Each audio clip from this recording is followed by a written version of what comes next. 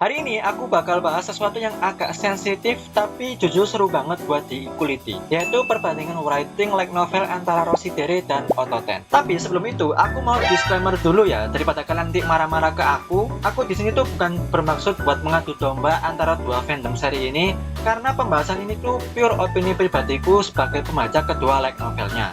Ya mungkin nggak cuma opini pribadi, aku juga bakal bahas dari segi objektivitasnya gimana. Jadi selamat datang di segmen ngomongin romance.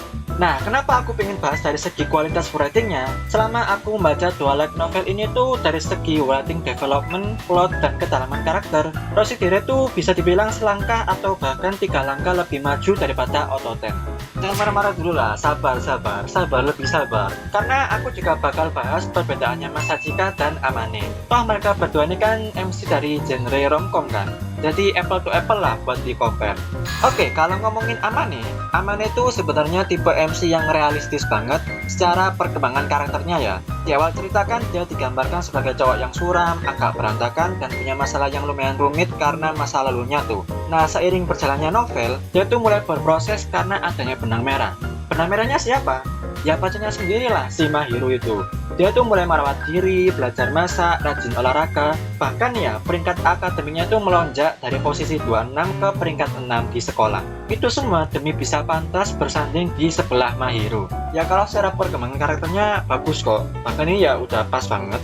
Tapi sekarang coba kalian lihat Mas Sachika dari Rosidere. Di awal cerita, kan mungkin pasti bakal mikir kalau Mas Sachika ini cuma MC yang males dan beruntung dekat dengan cewek Rusia. Nah kalau kalian mikir kayak gitu, waduh salah besar sih, kalian salah besar banget. Mas Sachika ini kalau kalian baca novelnya lebih dalam, dia tuh bukan malas karena bodoh ya, tapi dia sengaja memakai topeng NPC. Kenapa? Biar bisa lari dari ekspektasi mengerikan keluarganya. Dia ini kan sebenarnya mantan anak ajaib dari keluarga Suo kan. Toh aslinya Mas Sachika ini jenius banget. Apalagi cara berpikirnya tuh selangkah lebih maju. Bahkan dia sendiri aja bisa menguasai bahasa Rusia tingkat native hanya dengan nonton belasan film Rusia pas waktu kecil.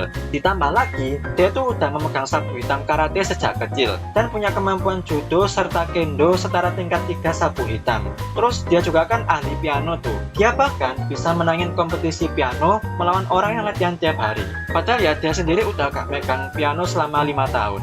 Dari dua karakter ini aja kan kita udah tahu bedanya tuh. Tapi yang bikin writing Mas Sachika ini bagus adalah konflik psikologisnya. Dia kan sengaja membuang nama Suo setelah orang tuanya bercerai, ya karena trauma mendalamnya dengan kakeknya, dan diliputi rasa bersalah karena merasa membuang adik kandungnya si Yuki. Lagian ya, Mas Sachika di Rosidere itu jalurnya lebih kompleks. Dia tuh harus berdamai dengan masa lalunya, dia juga sering membenci dirinya sendiri, merasa gak layak dicintai, dan selalu merendahkan kemampuannya sendiri. Sedangkan perkembangan Amane di Ototen itu jujur ya, sorry to say, linear banget. Dari yang biasa-biasa aja menjadi luar biasa. Ya mungkin buat sebagian orang dengan cara perkembangan Amane bakal merasa relate. Tapi secara psikologis, Mas Sachika itu jauh di atas Amane. Nah sekarang kita bahas bahan utama jalan ceritanya, yaitu plot cerita. Ototen itu ya sejujurnya adalah romance tanpa drama yang ngejual plot gula. Plotnya itu kan sangat sederhana tuh. Amane dan Mahiru jadi tetangga, Mahiru ngerawat Amane yang berantakan, mereka mulai sering makan malam bareng, terus duduk manis di sofa sambil ngobrol-ngobrol. Kalau kalian nanya konflik di Ototen, kan serius nanya konflik di Ototen? Hampir nggak ada. Kalaupun ada konflik, paling cuma miskomunikasi kecil atau masa lalu Mahiru dengan orang tuanya yang kurang kasih sayang. Ya sorry to say ya, novel Ototen itu berjalannya itu lambat banget. Fokusnya ya murni ke interaksi intim dua orang yang pelan-pelan makin nempel. Beda cerita sama Rosidere. Rosidere itu menggunakan pemilihan ketua OSIS sebagai panggung utama jalannya cerita. Karena juga gak boleh lupain ini. Dari awal Rosidere kan ngomongin Alia pengen jadi ketua OSIS. Sekali lagi, aku ulang. Dari awal Rosidere itu kan fokusnya ngomongin Alia yang pengen jadi ketua OSIS yang akhirnya dibantu sama Mas Sachika. Menurutku sendiri, si author itu jenius banget. Karena pemilihan ketua OSIS di sekolah elit Seire itu bukan cuma sekedar acara sekolah biasa. Tapi, digambarin kayak udah masuk ke ranah politik dan diplomasi tingkat atas. Udah kayak pemilihan presiden jir.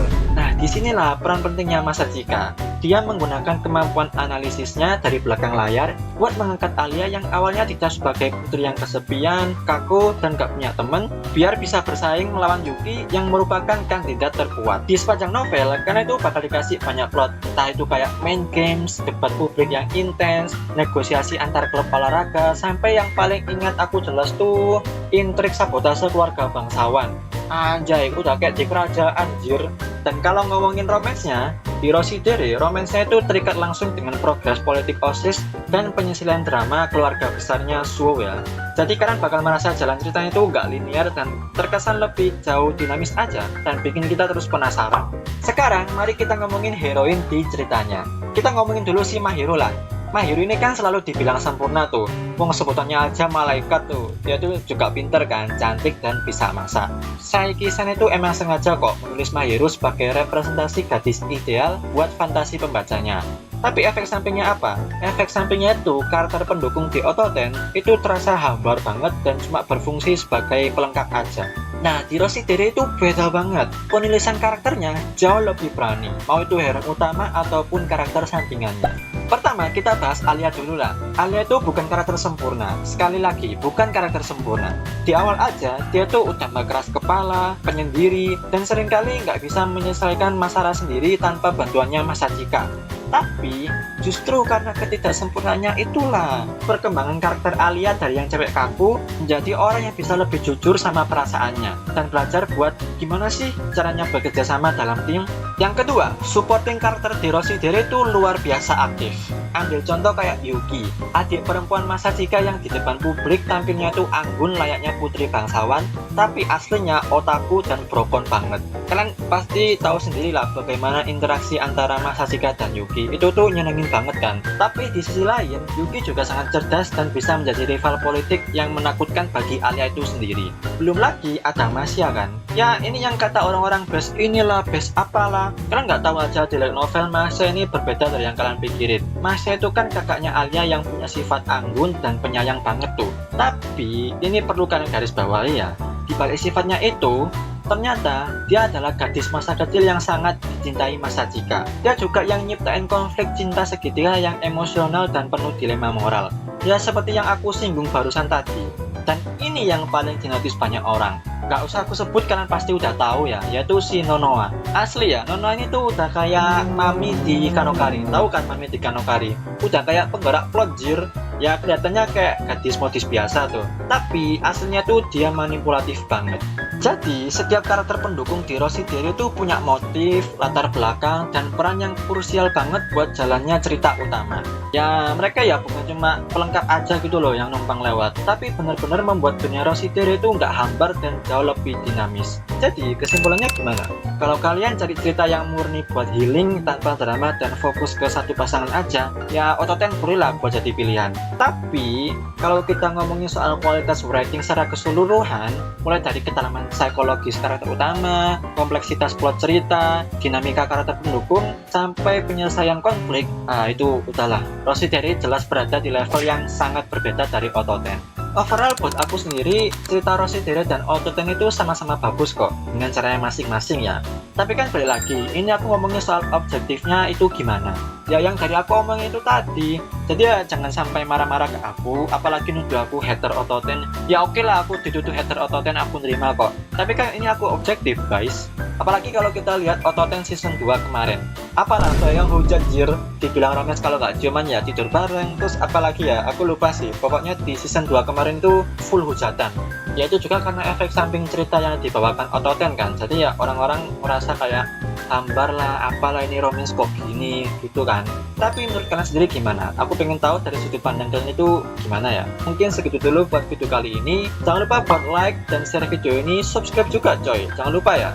So thank you buat yang udah nonton, and see you next time in my video.